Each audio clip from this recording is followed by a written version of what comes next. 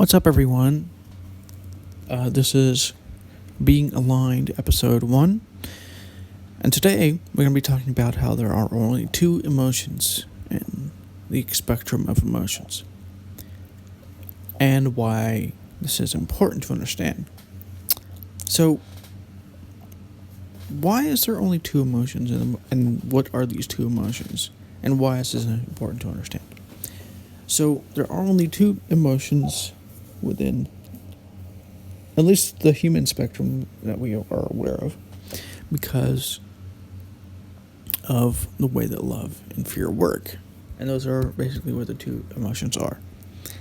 And why the two emotions are the only two emotions is a bit complicated, but think of like how we have gotten here as a society, as a group of people. It was caused because of love, but also because of fear. So why is it caused by love? Well, our founding fathers realized that a way to run a country wasn't a way of domination and terror, which was fear. And so, because of the love for, whatever it might have been, safety and, not being violated and by the British colony, by the British crown, they created the United States of America. So that was a love. There was a love of freedom and things like this. And the fear was of, surviving, thriving and prospering as a nation. And, the fear was of being violated. And so this is why I say that there are only two emotions within human experience, if not all experience. And why does this matter? Why is this important to understand?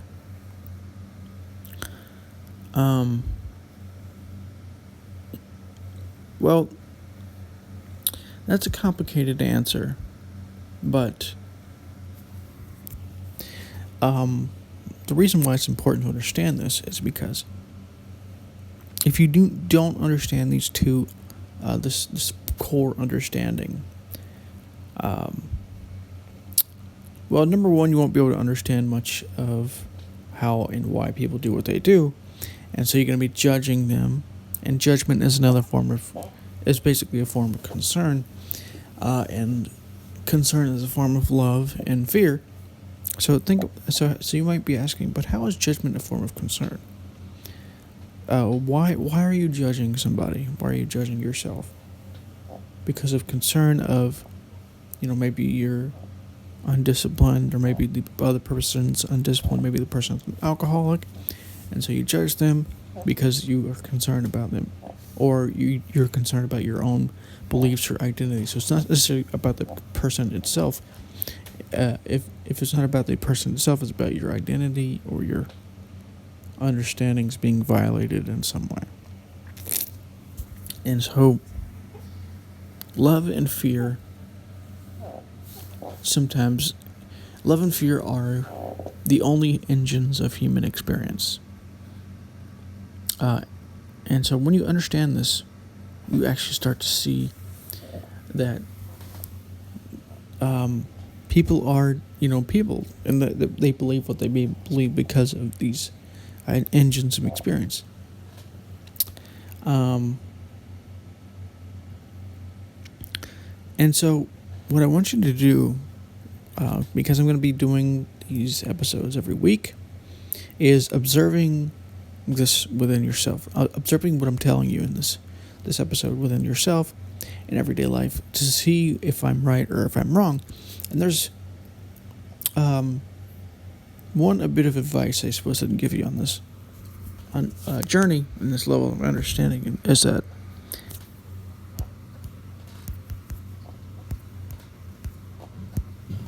the love and the fear aren't necessarily going to be in your face. And so this is what this next section is going to be about.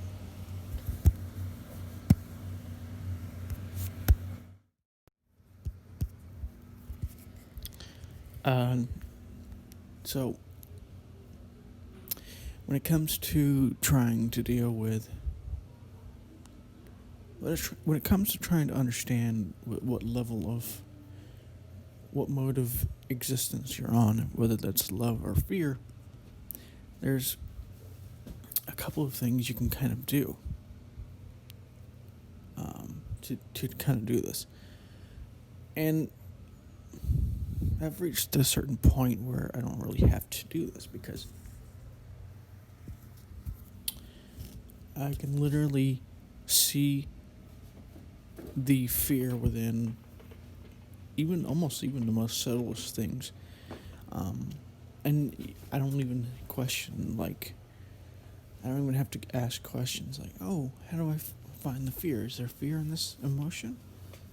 So the way that you kind of do this is think about it logically, right? Like, so what? And so in order to do it, you have to get some good examples. And one example that I like to give, well, there's a multitude of examples I can give, but think of something like confidence, right? Many people would think that confidence itself wouldn't be fear at all. It would be love, or it wouldn't even be love. But in a sense, confidence, as well as love, but it's also fear. So how do you like see this for yourself? Well, you see it by looking at it. You see it by becoming aware. But one of the things you can do is you can ask some questions like, what is confidence in itself? Confidence is when you, and so basically you might have to look at it as in your personal story when it comes to confidence. Why are you trying to become confident, or why are you confident? It's because you think that you need to become confident because you're not confident, and because you maybe you're shy, or maybe you're whatever it might be. And that's also from fear, and that's pretty obvious, right? Like things like anxiety, shy, things like that are easy to see where the fear is. So what about confidence itself? Okay, so why are you confident? Like, really, what is the real benefit of being confident? See, there's two different types of confidence, in my opinion. There's the usual type of confidence where there's just like almost like a false bravado, where you're just like, let's do this, and you're basically like forcing things with willpower, and that's what like confidence is. But there's kind of like a fear involved here. If you look deep enough, you might find this. So, if your fear is involved with, changing, not really, if your fear, so what would the fear be about when it comes to confidence? So think about why you're confident. Like, sure, it's because you feel competent when it comes to a subject. But competence and confidence is not the same thing. In confidence, while it can be useful, especially in the beginning stages, where you need to build up a sort of level of, a willpower and whatnot, so it can be useful. But notice that you have to look deeper than the original emotion, like confidence, for example. So when you have a confidence, why did you start building confidence in the first place? What was the purpose? Because you weren't confident, and because you were, maybe you were shy, or maybe you were something, and so there was fear involved here. Maybe you were shy. Maybe you weren't confident enough. Maybe you were afraid you were going to fail, and so you became confident. And so, if confidence itself doesn't contain fear within it, it has the possibility for it to sneak in through the back door of confidence itself. Same thing for attachment. Like, why is attachment the place where you turn next? Because of what attachments is, what attachments are. Attachment is about love. Yes, I love this thing, and so I desire it. But it's also about fear. Like, oh my God, if this thing leaves, I don't know what I'd do. So I'm going to cling to this thing. So arrogance is also a form of fear. Like I said, it's often, it can often be very subtle. These emotions that have fear within them, or that have fear that can sneak through the back door. There's like a door there that fear will sneak through too. And it's kind of built into the emotion. So let's take something like conceit or superiority or arrogance. Why are you arrogant?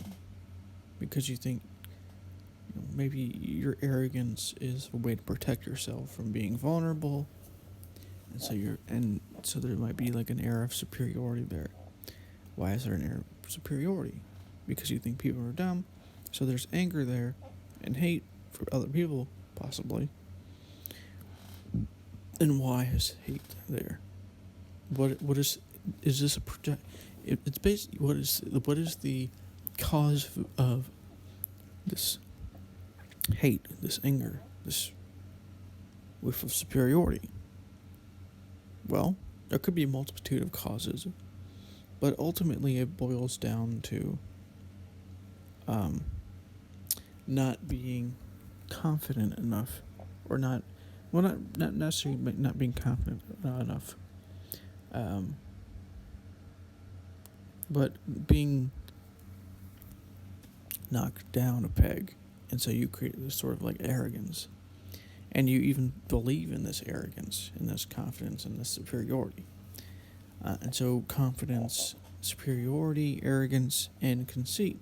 Conceit is actually even worse because it's actually even more subtle than this, right? Because you're going into a different thing here, where conceit is about love of self, but it's also about superiority against others.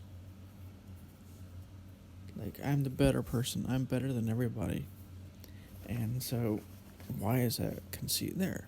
So that you can't be or aren't affected by other people. So there's this inherent like film of fear that's there, or can be there, that sneaks in through the back door. Or is it an inherent part of the emotion, even if it's only very slightly there? And that's the thing to really remember here, because remember, when it comes to love and fear, these emotions, they aren't going to necessarily be in your face when it comes to this. So love could be related to happiness. Happiness is basically kind of like, oh, this thing is here, I'm happy. That's like this psychological happiness. But look at this happiness is always, and you can almost see as well with this sort of inherent back door where the fear can sneak in. Oh no, what if I lose this happiness? Oh no, this happiness is gone. What do I do? And so, with happiness comes this inherent back door. And so there are purer forms of love. See, a lot of people make this mistake where they say, "Oh, love." When somebody's talking about love, they sit there and go, "Oh, love." That means like the pure form of love, like compassion, unconditional love and things like this, but that's not necessarily what it means. I mean, that's definitely the pure aspects of love, but it's not the only aspect. There are elements of fear within most ideas of what love is. Romantic relationships have a lot of this. You can hear this, like if you hear any love songs, you almost hear this like needy, clingy quality to the song. Like, I need you, I want you. And it's just like, inherently, there's a fear there. And so when the person is lost, there's this sad love song. I wish I could have you, but I can't. So you're getting the duality of love and fear here. And so there's two different, like, and this is why I say there's two different emotions that exist. There's only two emotions because there's pretty much only two emotions. So need is also like this, but need is more about fear in some ways than love is. Because need, so what is need? Need is like where you want somebody and feel like you have to have somebody so badly that you chase for it and you do all these things for it. That has an inherent quality of fear in it. So it's going to be more or less obvious depending on what you're looking at. And it's, just keep that in mind when you're looking at these things, because I can tell you these things. This is why I want you to observe this thing. This is why I'm going to be making this a weekly series rather than a daily thing. Although I could do that as well. But weekly, you really start to get like an understanding of this stuff. I'm talking about in this series being aligned. So, anyways. So, what should you do about this? Because you might be sitting there going, okay, I get it. I get what you're trying to say. So what should I do? Should I get rid of the fear? No. Like I just said, it's more about observing yourself. Observing this within yourself. Observing this within others too as well. But it's more about yourself. It's more about seeing how these two modes of existence operate within yourself, and why they have the power, the operating power that they do, and realizing, how much power this has. This is why you do what you do. This is how you do. Well, not necessarily how. Well, that too, I suppose, but this is why you do what you do more than how. We're going to be going into how and part 2 and 3 of this series. There's going to be part 4, I think, as well, because there's new understandings. Well, not really new understandings, but there's going to be some new ways, not really new ways, but I'm going to be taking different things in episode 4. So, the goal, basically, what is the goal of this series, of this Being Aligned series? The goal is to get you to become more aligned with yourself, with your actual self versus your ego self. And there is a difference. So, what is the ego concerned with for the most part? Being safe. And that doesn't necessarily mean survival in the bare minimums, like, oh, I have food and shelter and, maybe a partner or whatever. It's also about being safe within your own identity, not changing your identity too much. And this is fine and dandy, but if you really do want to change as a person, this ego is not going to be helping you, because this ego is mostly working off the level of fear, but although there's still love there as well. And so this is one of the reasons why I think it's important to become aware of this. Because ultimately, love is in some ways connected to fear, and love is all that we do, is all of why we do what we do. But fear is also part of this, and it's very insidious. Um, so it's more about becoming aware, and when you notice the fear, notice that your mind has fear. It's becoming aware of how to turn this around. So how do you turn this around? I was actually going to do this on the third episode, and I'm going to be doing this more in depth on that episode. But it's more about looking at why the fear is happening. What is the thing to fear the ego is trying to tell you? Oh, well, this thing is not safe. It's not going to be helping our identity, because the ego is more about keeping things in place versus like actually changing. I mean, sure, your ego sits there and goes, "Oh yeah, change," but then when you actually start to actualize and put and practice, change, the ego's first response is going to be fear, because it's very connected to the identity that it has in the present moment. Uh, and so you have to like look at this and go, okay, fine, that's fine, but how do we, go beyond this a little bit? And the way to kind of do this is to, and this is one of the mistakes that some people make, is that they go from one extreme to another, from being safe to going to extremes. Like it's like taking the idea of law of attraction and saying, okay, so I want to be super happy and successful, so I'm going to be making this affirmation saying, I'm super happy, I'm super successful. But if you don't actually believe this, it's not really going to be helping you at all, and it's going to be limiting what you're going to be doing. So instead, you have to figure out what you actually believe that you can do, and what you actually love to do, and kind of work to go into that. And this is really what this series is about: just helping you becoming more aligned, but helping you to remove the blockages that keep you stuck.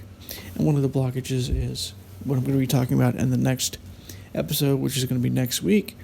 Hope you stay tuned for that, because that's going to be a very important and fundamental episode. And then the third episode is going to be also very fundamental as well. And so I recommend you stay tuned for that. If you have any questions or comments about this episode, you can leave them below. If you like this episode, please like it. Consider subscribing and clicking that notification bell if you want to see the follow-up episodes. And I'll talk to you in the next one. And the next one is going to be almost more fundamental in some ways than this one. This one's most fundamental understanding you're going to be getting from this, but the second one is also very fundamental, as well as the third one. So I recommend you stick around for those, at least those three. So this is Be Well Informed, and I'll talk to you on the next one.